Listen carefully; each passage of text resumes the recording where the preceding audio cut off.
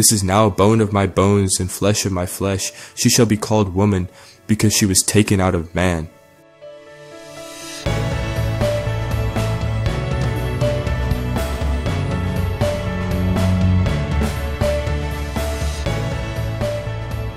In the beginning God created the heavens and the earth.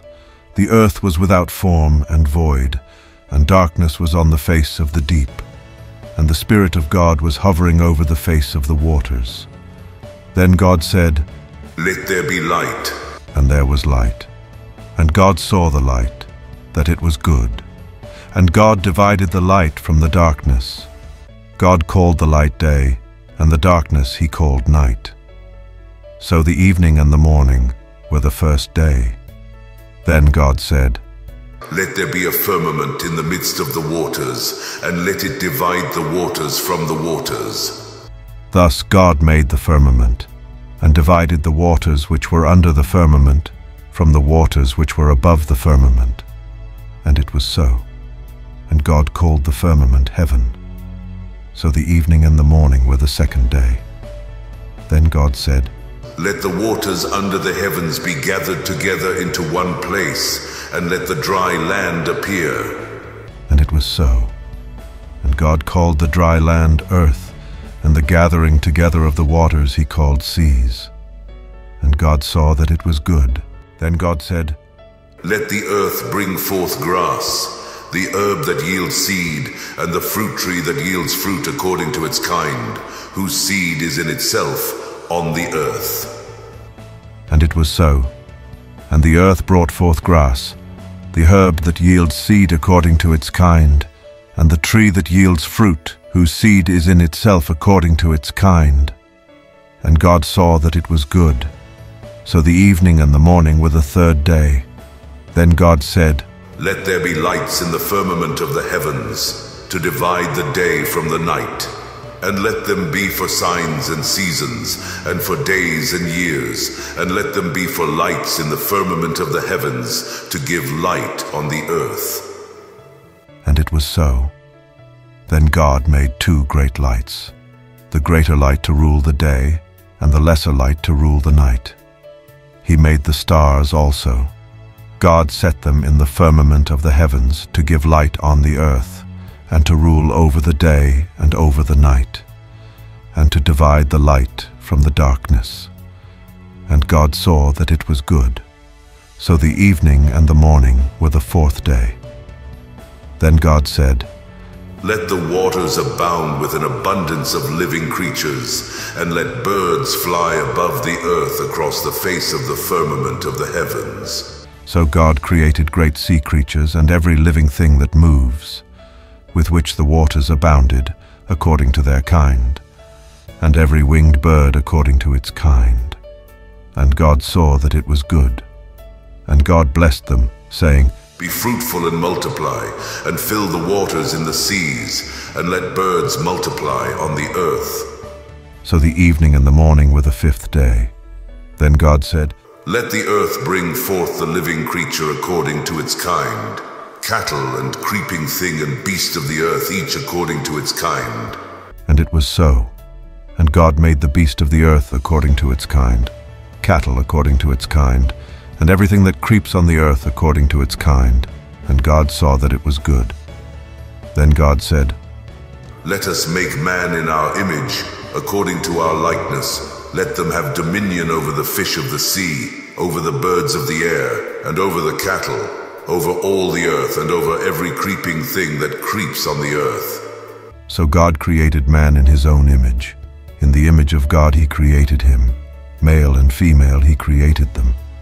Then God blessed them, and God said to them, "Be fruitful and multiply, fill the earth and subdue it.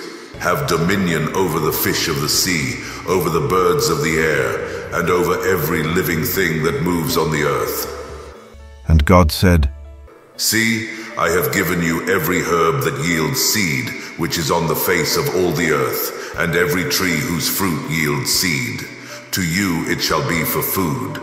Also to every beast of the earth, to every bird of the air, and to everything that creeps on the earth in which there is life, I have given every green herb for food."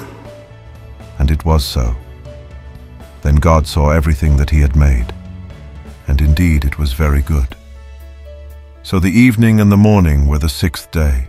Thus the heavens and the earth, and all the host of them, were finished. And on the seventh day God ended his work which he had done, and he rested on the seventh day from all his work which he had done. Then God blessed the seventh day and sanctified it, because in it he rested from all his work which God had created and made. This is the history of the heavens and the earth when they were created, in the day that the Lord God made the earth and the heavens, before any plant of the field was in the earth, and before any herb of the field had grown. For the Lord God had not caused it to rain on the earth, and there was no man to till the ground, but a mist went up from the earth and watered the whole face of the ground. And the Lord God formed man of the dust of the ground, and breathed into his nostrils the breath of life, and man became a living being. The Lord God planted a garden eastward in Eden, and there he put the man whom he had formed. And out of the ground the Lord God made every tree grow that is pleasant to the sight and good for food. The tree of life was also in the midst of the garden, and the tree of the knowledge of good and evil. Now a river went out of Eden to water the garden, and from there it parted and became 4 riverheads. The name of the first is Pishon. It is the one which skirts the whole land of Havilah, where there is gold, and the gold of that land is good. Bdellium and the onyx stone are there. The name of the second river is Gihon. It is the one which goes around the whole land of Cush. The name of the third river is Hiddekel. It is the one which goes toward the east of Assyria. The fourth river is the Euphrates. Then the Lord God took the man and put him in the Garden of Eden to tend and keep it. And the Lord God commanded the man, saying, Of every tree of the garden you may freely eat, but of the tree of the knowledge of good and evil you shall not eat, for in the day that you eat of it you shall surely die. And the Lord God said, It is not good that man should be alone. I will make him a helper comparable to him. Out of the ground the Lord God formed every beast of the field, and every bird of the air, and brought them to Adam to see what he would call them. And whatever Adam called each living creature, that was its name. So Adam gave names to all cattle, to the birds of the air, and to every beast of the field. But for Adam there was not found a helper comparable to him. And the Lord God caused a deep sleep to fall on Adam, and he slept. And he took one of his ribs, and closed up the flesh in its place. Then the rib which the Lord God had taken from man he made into a woman, and he brought her to the man. And Adam said, This is now a bone of my bones and flesh of my flesh. She shall be called woman, because she was taken out of man. Therefore a man shall leave his father and mother, and be joined to his wife, and they shall become one flesh. And they were both naked, the man and his wife, and were not ashamed. Now the serpent was more cunning than any beast of the field which the Lord God had made.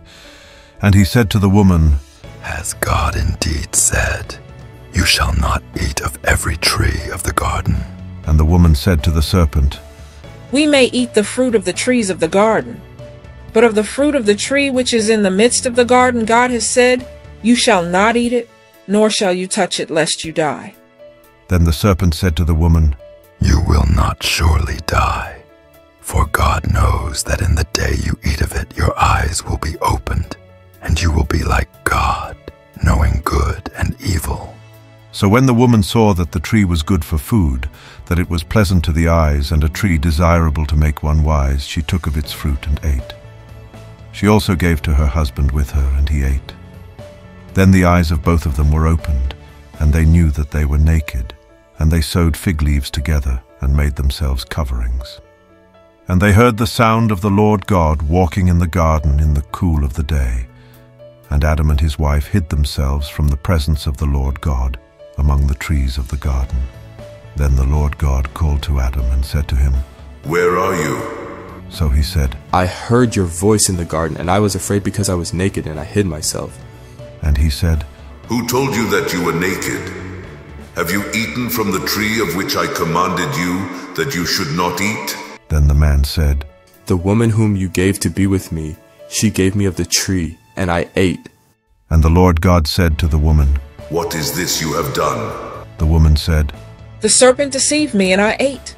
So the Lord God said to the serpent, Because you have done this, you are cursed more than all cattle, and more than every beast of the field.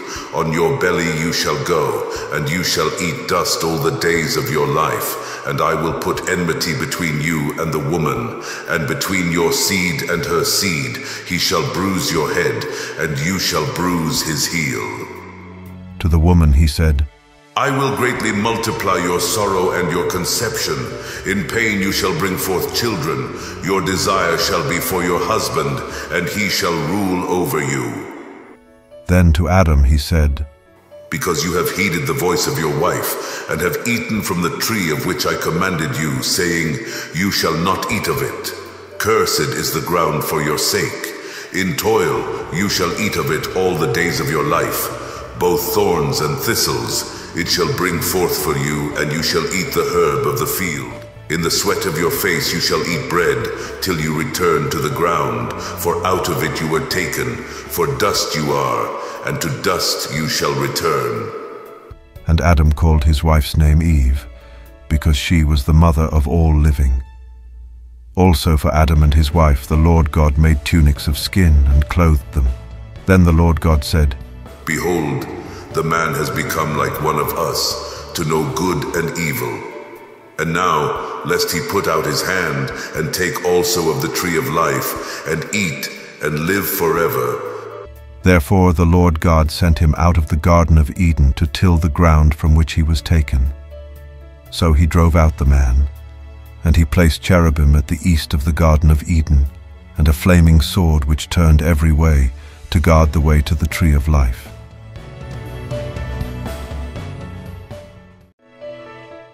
Thanks for watching. Please subscribe, like, and share.